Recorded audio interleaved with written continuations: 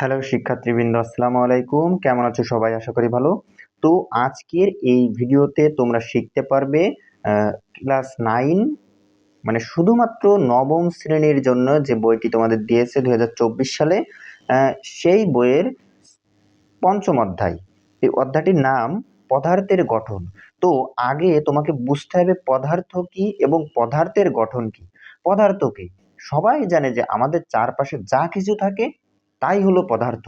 এবার এই পদার্থটা কি দিয়ে আসলে গঠন করা হয়? যেমন ধরো পানি, ফ্যান, বই, খাতা, কলম যা কিছুই দেখতে পাচ্ছ সেগুলো হলো পদার্থ। তো পদার্থ গঠন করা হয় পরমাণু দিয়ে। তো এবার এই অণু আর পরমাণু যে কি, অনেকের ধারণা আছে, অনেকের ধারণা নেই। তো আমি আগে একটু বলি যে পরমাণু কি।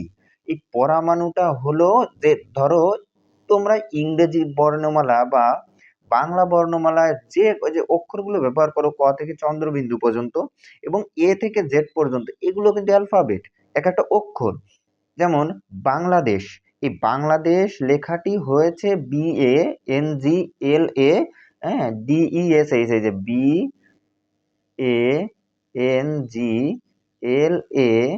BANGLADESH। তো এই যে এই শব্দগুলো দেখো প্রত্যেকটা অ্যালফাবেট দিয়ে গঠন করা হয়েছে না?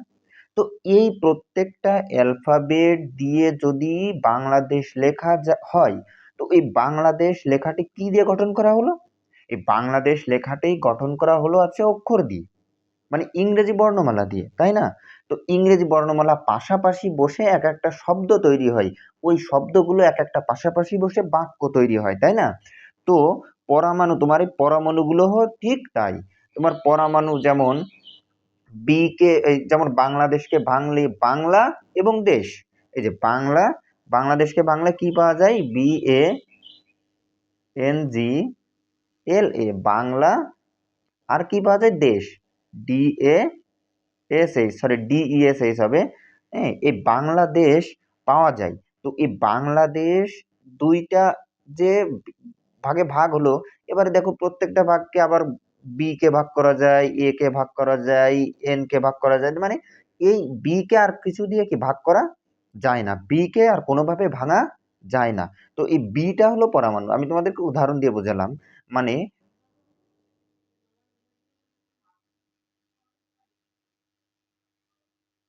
হ্যাঁ, তো মানে এই যে বাংলাদেশ শব্দটা, এই শব্দটা গঠন করা হলো ইংরেজি বর্ণমালা দিয়ে, ইংরেজি অ্যালফাবেট দিয়ে। তো এইবার এই ইংরেজি অ্যালফাবেট দিয়ে বাংলাদেশ গঠন করা হলো, মানে প্রত্যেকটা পরমাণু দিয়ে গঠন করা হবে অণু। যেমন পরমাণুগুলো কি কি? হাইড্রোজেন, হিলিয়াম, লিথিয়াম, অ্যান্থোনিয়াম, এই সবগুলো হলো পরমাণু, কারণ এগুলোকে ভাঙলে আর কিছু পাওয়া যাবে না। এবার এই পরমাণুগুলো পাশাপাশি বসে একটা অণু গঠন করে। এবার ওই অণুগুলো, কোটি কোটি অণুগুলো এক জায়গায়, কোটি কোটি অণু দিয়ে একটা পদার্থ তৈরি করে। হ্যাঁ, যেমন কি?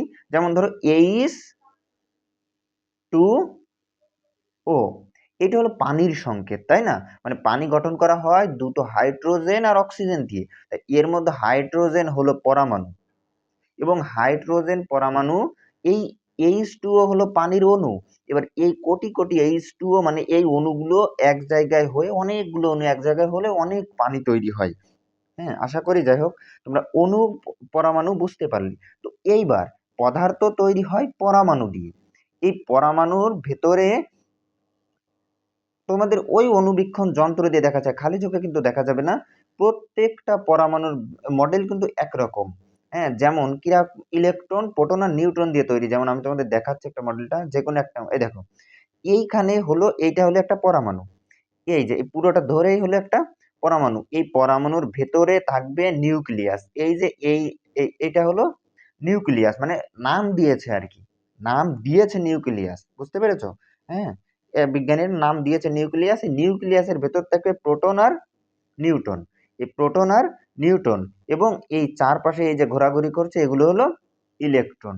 তো এই যে এইবার এইগুলো হলো কক্ষপথ, এই যে এগুলো হলো কক্ষপথ। তো আশা করি তোমাদের কিছু অন্তত ধারণা হলো। হ্যাঁ, এইবার দেখো এইগুলো হচ্ছে এইটা হলো নিউট্রন, এই যে এই একটা নিউট্রন আর একটা প্রোটন, এই যে আবার এইগুলো হলো ইলেকট্রন।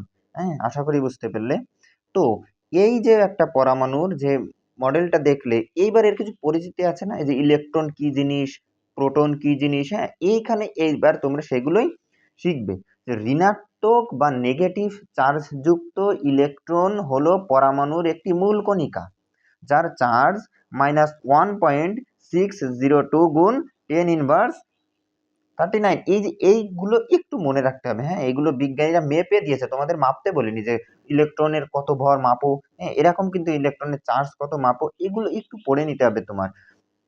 হ্যাঁ এই যে কোন বিজ্ঞানী আবিষ্কার করলো এই পরমাণু, এই সরি ইলেকট্রন, হ্যাঁ এটা একটু দেখে নিবা। এবার 1 নম্বরে কি বলছে দেখো, 1 নম্বরে বলছে ইলেকট্রনের ভর কত সেটাও বললো, যা একটি প্রোটনের ভরের 1837 গুণ কম, মানে ইলেকট্রন প্রোটনের থেকেও কম ভারী। এই ইলেকট্রনের থেকে বেশি ভারী হলো প্রোটন। আচ্ছা, তাই নিউট্রন ও প্রোটনের তুলনায় ইলেকট্রনের আপেক্ষিক ভর বিবেচনা না করলে খুব বেশি ক্ষতি হয় না। ইলেকট্রনের আপেক্ষিক চার্জ -1 ধরায়, কারণ ইলেকট্রন হলো নেগেটিভ চার্জ যুক্ত, মানে এতে কোনো চার্জ নেই। এই ইলেকট্রনকে ই দ্বারা প্রকাশ করা হয়। এবার ধরো প্রোটন হলো ধনাত্মক চার্জ যুক্ত। ইলেকট্রন ঋণাত্মক চার্জ যুক্ত এবং প্রোটন ধনাত্মক চার্জ যুক্ত পরমাণুর একটি মূল কণিকা যার চার্জ বা আধানের পরিমাণ কত, এই যে দিয়ে দিল দেখো +1.602 10⁻39।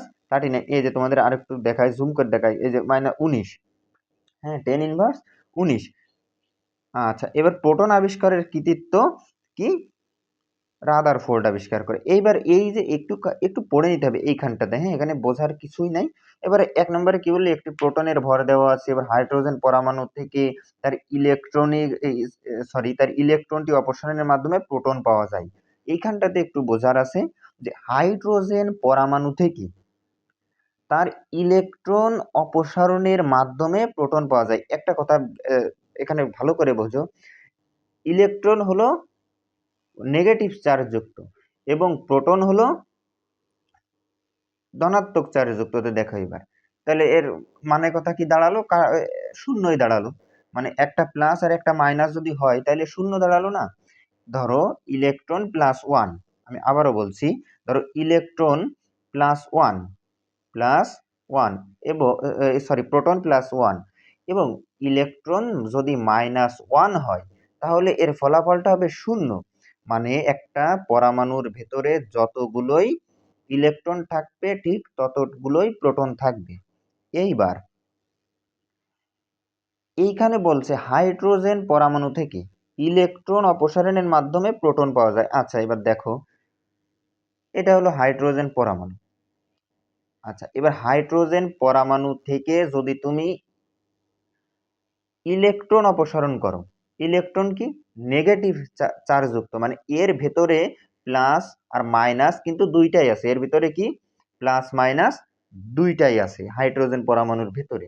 এবার এর থেকে যদি তুমি ইলেকট্রন অর্থাৎ নেগেটিভ চার্জ আলাদা করে দাও তাহলে কি থাকবে, H+, এই যে সংখ্যা প্রোটন পাওয়া যায়, এই যে একটা প্রোটন মানে কি, এই যে প্রোটন হলো ধনাত্মক চার্জ যুক্ত, হ্যাঁ তাহলে এই যে H+ ধনাত্মক চার্জ যুক্তই পাইলাম। যে প্লাস মাইনাসের থেকে যদি মাইনাস আলাদা করে দেওয়া হয়, মানে ইলেকট্রন সরিয়ে নিলাম তাহলে থাকবে কি H+ অর্থাৎ একটা প্রোটন। যাই হোক, এবার প্রোটনের আপেক্ষিক চার্জ হলো +1, এর আপেক্ষিক ভর +1 ধরা হয়, প্রোটনকে পি দ্বারা প্রকাশ করা হয়। এবার নিউট্রন 1912 সালে জেমস স্নাউট এই নিউটন আবিষ্কার করেন। এগুলো একটু পড়বা, হ্যাঁ এবারে একটি মৌলের এক নম্বরে বলা হয় একটি মৌলের দুইটি ভিন্ন আইসোটোপের ভর তাদের নিজ নিজ নিউক্লিয়াসে অবস্থিত নিউটনের সংখ্যার পার্থক্যের কারণে ভিন্ন। একটি মৌলের দুইটি ভিন্ন আইসোটোপের ভর তাদের নিজ নিজ নিউক্লিয়াসে অবস্থিত নিউটনের সংখ্যার পার্থক্যের থেকে ভিন্ন। এইবার এইগুলো একটু একটু পড়ে নিবা, ঠিক আছে। এবার পরমাণুর মডেল আমরা আজকে এই পর্যন্তই থাক। পরবর্তী ক্লাসে আমরা পরমাণুর মডেল সম্পর্কে জানবো। তা সবাই ভালো থাকো, সুস্থ থাকো। আসসালামু আলাইকুম।